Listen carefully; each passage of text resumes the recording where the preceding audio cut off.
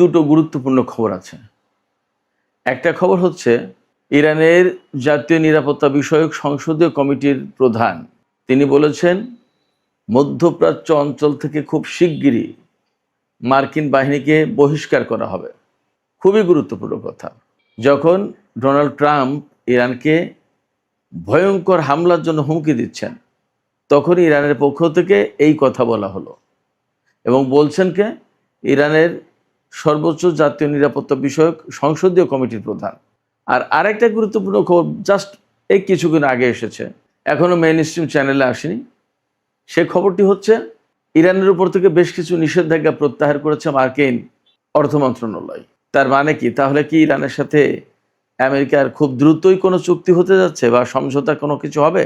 অবশ্য আগেও নিষেধাজ্ঞা প্রত্যাহারের ঘোষণা দিয়েছিল, কিন্তু পরবর্তীতে ডোনাল্ড ট্রাম্প প্রথমে সমঝোতা লঙ্ঘনের বা অমান্য করার ঘোষণা দেন। পরবর্তীতে তো দুই দেশের ভেতরে 13-14 দিন যুদ্ধ হলো। এবার আসলে কি হতে যাচ্ছে? তবে নিষেধাজ্ঞা প্রত্যাহারের ঘোষণা কিন্তু আমেরিকার পক্ষ থেকে দেয়া হয়েছে। এদিকে ওমানের সাথে ইরানের যে হরমুজ প্রণালী ব্যবস্থাপনার বিষয়ে যে আলোচনা হচ্ছিল, সেই আলোচনা চূড়ান্ত হয়েছে এবং চুক্তি হয়েও গেছে এমন কথা বলা হচ্ছে। তবে ইরানের পক্ষ থেকে ভিন্ন কথা বলা হচ্ছে। কি সেই ভিন্ন কথা? এদিকে ইরানের পররাষ্ট্রমন্ত্রী সাইয়েদ আব্বাস আরাকচি শুক্রবার পাকিস্তান সফরে যাবেন। তার মানে বেশ কিছু ঘটনা এর ভেতরে ঘটছে। আইআরজিসির পক্ষ থেকে ঘোষণা দেওয়া হয়েছে। এই পরিস্থিতির ভেতরেও সম্মিলিত একটা মহড়া হতে চলেছে বিরাট বিশাল। আর আইআরজিসির পক্ষ থেকে ঘোষণা দেওয়া হয়েছে তারা নতুন করে নতুন ধরনের জাহাজ বিধ্বংসী ব্যালিস্টিক ক্ষেপণাস্ত্র তারা মোতায়েন করবে আমেরিকার বিরুদ্ধে লড়াই করার জন্য। সুপ্রিয় দর্শক, এই বিষয়গুলো নিয়ে এখনকার ভিডিওতে বিস্তারিত আলোচনা করার চেষ্টা করব। আশা করি আলোচনা ভালো লাগবে এবং আপনারা শেষ পর্যন্ত সঙ্গে থাকবেন। আর আলোচনা যদি ভালো লাগে লাইক কমেন্ট শেয়ার করবেন এবং চ্যানেলটি সাবস্ক্রাইব করে আমাদের পাশেই থাকবেন। দর্শক, চলুন বিস্তারিত আলোচনা করি। প্রথমে যে বিষয়টি আমি বলছিলাম, ইরানের জাতীয় নিরাপত্তা বিষয়ক সংসদীয় কমিটির যিনি প্রধান ইব্রাহিম আজিজি, তিনি বলেছেন মধ্যপ্রাচ্য অঞ্চলে আমেরিকার যত ঘাঁটি আছে সমস্ত ঘাঁটি থেকে মার্কিন সেনাদেরকে বহিষ্কার করা হবে। এই কথা তিনি বলেছেন এক্সপোস্টে। এবং তিনি আরও বলেছেন সেদিন খুব বেশি দূরে নয় যেদিন বা যখন মধ্যপ্রাচ্যের ঘাঁটিগুলো থেকে মার্কিন সেনাদেরকে বহিষ্কার করা হবে। তিনি খুব কনফিডেন্সের সাথে বলছেন কে ইরানের জাতীয় নিরাপত্তা বিষয়ক সংসদীয় কমিটির প্রধান। এটা যেন তেন কোনো ব্যক্তি না, যেন তেন কোনো কমিটি না, এটা খুবই গুরুত্বপূর্ণ। এই কমিটির পক্ষ থেকে ইরানের জাতীয় নিরাপত্তা এবং পররাষ্ট্রনীতি বিষয়ক নীতি নির্ধারণ করা হয় এই কমিটির পক্ষ থেকে। তার মানে ইরানের সংসদ কিন্তু খুবই স্ট্রং। প্রেসিডেন্ট মন্ত্রিসভা যা খুশি তাই করবেন আর সংসদে হ্যাঁ না করবেন তা কিন্তু না। যে কোনো বিষয়ে সংসদে যদি সিদ্ধান্ত হয় সেই সিদ্ধান্ত বাস্তবায়ন করতে কিন্তু সরকার বাধ্য। এই যে কথাটা, এই কথাটা কিন্তু খুব গুরুত্বপূর্ণ এবং ওজনদার কথা। আমরা এই কথা কখন শুনছি? আমরা যখন বিভিন্ন গণমাধ্যম থেকে খবর পাচ্ছি যে ইরাক, কুয়েত, বাহরাইন, কাতার এবং জর্দান এর বহু ঘাঁটি থেকে, এই সমস্ত বহু ঘাঁটি থেকে মার্কিন সেনা এবং বিমান প্রত্যাহার করা হয়েছে এবং এই সমস্ত বিমান আর সেনার অনেক কিছু ইউরোপের কোনো কোনো দেশে পাঠিয়ে দেওয়া হয়েছে আর কোনো কোনো বিমান এবং সেনা ইসরায়েলে রাখা হয়েছে। আমি এই কথা দিয়ে বোঝাতে চাইছি এই যে ইরানের পক্ষ থেকে কিন্তু আমেরিকার উপরে এই যুদ্ধের ভেতরে প্রচণ্ড রকমের চাপ সৃষ্টি করা হয়েছে। এই চাপ সৃষ্টির কাজটা কিভাবে করা হয়েছে? আমেরিকা ইরানের উপর হামলা চালালেও ইরান হামলা চালিয়েছে, আবার ইদানিং আমেরিকা হামলা না চালালেও ইরান হামলা চালিয়েছে। ইরান যখন মনে করেছে যে কুয়েতের ওই ঘাঁটিতে হামলা চালানো দরকার, ইরান কিন্তু এই কয়েকদিন তাই করছে। যদি ইরান মনে করেছে জর্দানের ওই ঘাঁটিতে হামলা চালানো দরকার, তাই করেছে। আমেরিকা ইরানের উপর হামলা চালাক না চালাক, যুদ্ধের ধরন কিন্তু পাল্টে গেছে এবং আমরা এই যে ধরনটা দেখছি তার মানে হচ্ছে আমেরিকা কার্যত তার শক্তি সামর্থ্য অনেকটা দুর্বল হয়ে পড়েছে। এরই প্রতিফলন হচ্ছে এই যুদ্ধ না করা কিংবা ইরান যে পরিমাণে হামলা চালাচ্ছে তার প্রতি উত্তরে প্রয়োজনীয় হামলা না করা। এবং আমরা তো দেখতেই পাচ্ছি প্রচুর খবর আসছে মার্কিন গণমাধ্যমে, পাশ্চাত্যের গণমাধ্যমে, আল জাজিরা, মিডল ইস্টের বিভিন্ন গণমাধ্যমে যে আমেরিকার হাতে যুদ্ধের রসদ, অস্ত্র, সামরিক সরঞ্জাম অনেক কিছু কমে এসেছে। ইউরোপীয় কমান্ডার প্রধান তো ঘোষণায় দিয়েছেন যে একসাথে ইসরায়েল এবং আমেরিকাকে নিরাপত্তা দেওয়া সম্ভব না, যে কোনো একটাকে নিরাপত্তা দিতে হবে। ইসরায়েলকে নিরাপত্তা দেব নাকি আমেরিকাকে নিরাপত্তা দেব, সেই সিদ্ধান্ত দেন। তিনি মার্কিন হাইকমান্ডের কাছে চিঠি লিখেছেন। এবং ডোনাল্ড ট্রাম্প ইরানের বিরুদ্ধে কোন অপ্রচলিত ব্যবস্থায় প্রচণ্ড রকমের শাস্তিমূলক পদক্ষেপ নিতে পারবে, সেই পথ খুঁজে পাওয়ার জন্য আমেরিকার কমান্ডারদের কাছে ইমেইল করা হয়েছে। তাহলে চিন্তা করেন, আমেরিকা আসলে খুব ভালো অবস্থায় নেই এবং তারা মধ্যপ্রাচ্যে যে সমস্ত ঘাঁটি গড়ে তুলেছিল, এই ঘাঁটিগুলো তো একেবারে বেশিরভাগ চুরমার হয়ে গেছে। এই ঘাঁটিগুলো তারা ধরে রাখতে পারবে না। আপনারা শুনলে হয়তো অবাক হবে, মধ্যপ্রাচ্যের 13টা ঘাঁটি, আমেরিকার 13টা ঘাঁটি মোটামুটি একদম শেষ। 13টা ঘাঁটি, খুব কঠিন অবস্থায় আছে আমেরিকা। এই জায়গা থেকেই ইরানের সংসদ সদস্য এবং জাতীয় নিরাপত্তা বিষয়ক সংসদীয় কমিটির প্রধান ইব্রাহিম আজিজ কথা বলতে পারছেন এবং তার বলার যথেষ্ট গ্রাউন্ড আছে বলে মনে হচ্ছে যে আমেরিকাকে খুব শিগগিরই মধ্যপ্রাচ্য থেকে বহিষ্কার করা হবে। দেখা যাক কি হয়। তবে এরই মধ্যে আরও কতগুলো বিষয় আছে, সেই বিষয়গুলো যদি এর সাথে রিলেট করা যায় তাহলে পরিস্থিতি আরও সহজে ব্যাখ্যা করা যাবে। আমি আগেই বলেছি দুটো শিরোনাম, একটা হচ্ছে ইরান জুড়ে বিরাট বিশাল সামরিক মহড়া দিতে যাচ্ছে, নৌবাহিনী, বিমান বাহিনী এবং স্থল বাহিনী, সব বাহিনী সংযুক্ত থাকবে এবং যৌথভাবে মহড়া চালাবে। আপনারা চিন্তা করুন, যুদ্ধের ভেতরে সামরিক মহড়া, এটা সাধারণ কোনো ব্যাপার না, অনেক গুরুত্বপূর্ণ ব্যাপার। এবং এই মহড়ায় ইরান অনেক গুরুত্বপূর্ণ নতুন নতুন অস্ত্রের ব্যবহার করবে এবং বিপুল সংখ্যক ক্ষেপণাস্ত্র পরীক্ষা করবে, এমনটা ধারণা করা হচ্ছে, ব্যবহার করবে।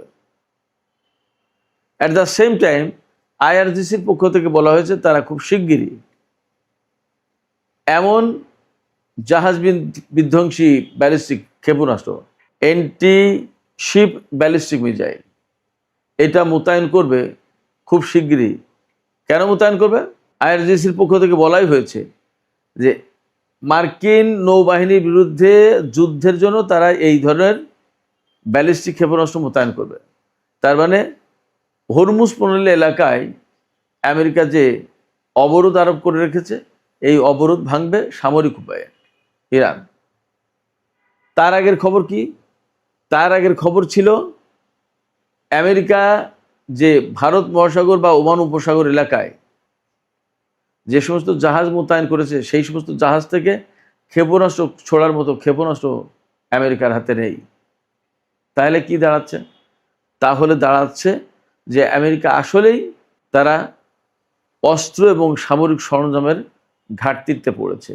এই অবস্থায় ইরান যদি প্রচণ্ড রকমের শক্তিমত্তা নিয়ে আমেরিকার উপর সামরিক দিক দিয়ে চাপ সৃষ্টি করতে পারে, তাহলে হরমুজ প্রণালী থেকে আমেরিকা তাদের নৌ অবরোধ তুলে দিতে বাধ্য হবে। শুধু তাই না, মধ্যপ্রাচ্য অঞ্চলে যে সমস্ত ঘাঁটিতে এখনও মার্কিন সেনা মোতায়েন আছে, সেই সমস্ত সেনা প্রত্যাহার করে সরিয়ে নিতে বাধ্য হবে। এবং আমি গতকালকে একটা ভিডিওতে বলেছিলাম, সম্ভবত এমন পরিস্থিতি হবে যে পুরো মধ্যপ্রাচ্য অঞ্চলের মার্কিন সেনা সদস্যদের তাড়িয়ে গুটিয়ে নিয়ে ইসরায়েলে জড়ো করবে। ওখান থেকে হয় তারা হামলার শিকার হবে, আর না হয় তারা সেখান থেকে চলে যেতে বাধ্য হবে জাহাজ ভরে ভূমধ্যসাগর দিয়ে, আটলান্টিক পাড়ি দিয়ে ইউরোপে বা আমেরিকায়। ইরান সম্ভবত এই ধরনের কোনো পরিকল্পনা করছে। এখন ইরান পরিকল্পনা করলেই তো হবে না, আমেরিকারও তো কিছু পরিকল্পনা আছে। কিন্তু আমরা এটাও দেখছি যে আমেরিকা কিন্তু মধ্যপ্রাচ্যে যে যুদ্ধটা করছে ইরানের বিরুদ্ধে, এই যুদ্ধে তাদের পরিকল্পনা কিন্তু খুব একটা কাজে লাগেনি। তারা কিন্তু এই পর্যন্ত বেসিক্যালি উইন করতে পারেনি, তারা লুজার, একথা বলতেই হবে। আজকেই পাকিস্তানের ডন পত্রিকা, ইংরেজি পত্রিকা ডন পত্রিকায় দেখেন কলাম লেখা হয়েছে, সেখানে বলা হচ্ছে যে ডোনাল্ড ট্রাম্পের এটাই অনুধাবন করা উচিত বা জরুরি যে তারা যে অপারেশন এপিক ফিউরি যেটা ইরানের বিরুদ্ধে চালিয়েছে সেটা ব্যর্থ হয়েছে, সেটা সফল হয়নি। অর্থাৎ 40 দিনের যে যুদ্ধ, সেই যুদ্ধে আমেরিকা যা চেয়েছিল তার তো কোনো কিছু অর্জন করা সম্ভব হয়নি, বরং উল্টো কি হয়েছে, হরমুজ প্রণালী আটকে গেছে। মধ্যপ্রাচ্য অঞ্চলে আমেরিকা যে সমস্ত ঘাঁটি ছিল সেই ঘাঁটিগুলো ধ্বংস হয়ে গেছে। মধ্যপ্রাচ্যে আমেরিকার যে মাতব্বরি ছিল, সারা বিশ্বে যে প্রভাব ছিল সেইগুলো শেষ। আমেরিকার অস্ত্রের যে ধার ভার ছিল, আমেরিকার অস্ত্র নিয়ে মানুষের ভেতরে যে সমীহ ভাব ছিল সেগুলো শেষ, কারণ ইরানের কাছে এগুলো টিকতে পারেনি। এবং আমরা তো বুঝতে পারছি যে ইরানের উপরে কত বেশি ক্ষেপণাস্ত্র এবং বোমা হামলা চালিয়েছে আমেরিকা ইসরায়েল, তারপরেও ইরান দাঁড়িয়ে থেকে প্রচণ্ড সক্ষমতার সাথে আমেরিকা ইসরায়েলের বিরুদ্ধে লড়াই করেছে এবং এখনও লড়াই করে যাচ্ছে। আমেরিকা সবসময় বলছে যে আমরা পৃথিবীর শ্রেষ্ঠ শক্তি। যদি তাই ধরে নিই, তাহলে সেই শ্রেষ্ঠ শক্তি প্লাস মধ্যপ্রাচ্যের সবচেয়ে বড় শক্তি সামরিক দিক দিয়ে ইসরায়েল, সেই বড় শক্তি, দুটো বড় শক্তি একসাথে যুক্ত হয়ে ইরানের সাথে যুদ্ধ করেছে এবং ইরান সমানে বুক চিতিয়ে লড়াই করে যাচ্ছে এখনো পর্যন্ত। তাতে কি দাঁড়াচ্ছে?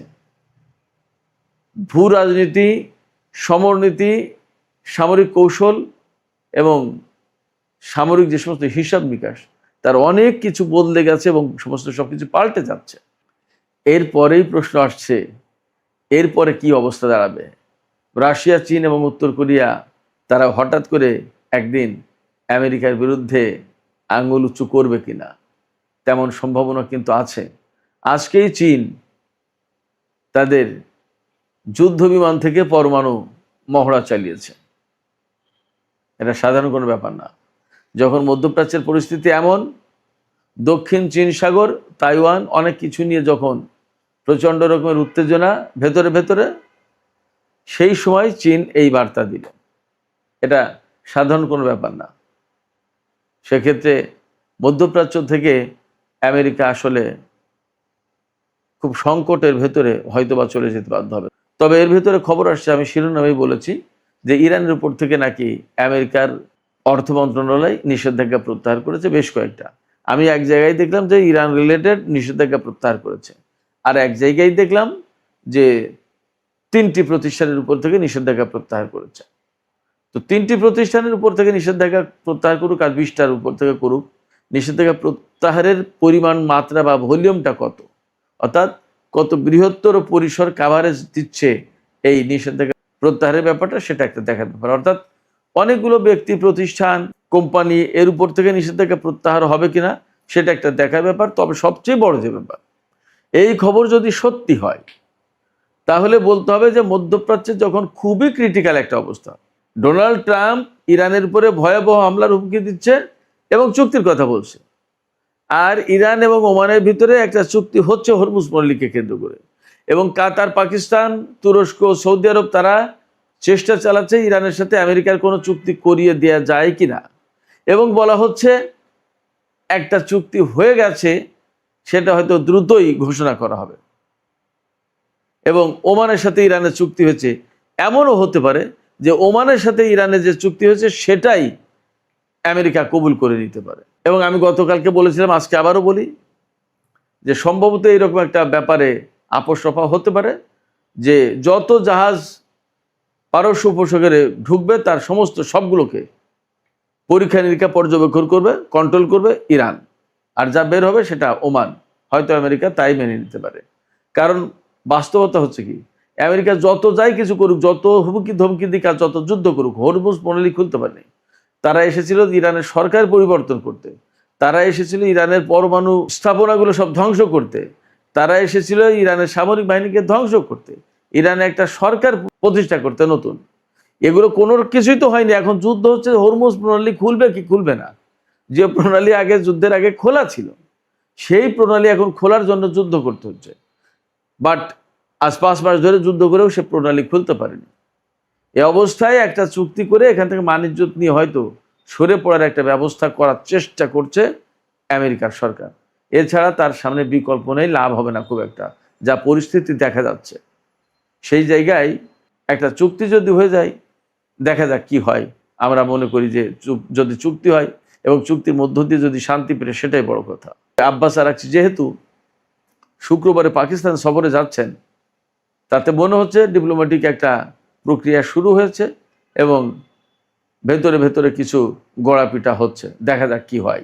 সুপ্রিয় দর্শক, এখনকার আলোচনা এখানে শেষ করতে চাইছি। আপনাদের মতামত জানতে চাই, কি মনে হচ্ছে, কোন অ্যাঙ্গেল থেকে কোন দিক দিয়ে একটা চুক্তি হতে যাচ্ছে বা আদৌ হচ্ছে কিনা, কি মনে হয় আপনাদের? আপনাদের কি মনে হয় যে আসলে আমেরিকা এই মুহূর্তে খুবই চাপের ভেতরে, নাকি ইরানি চাপের ভেতরে? আপনাদের মতামত জানিয়ে কমেন্টে লিখতে পারেন।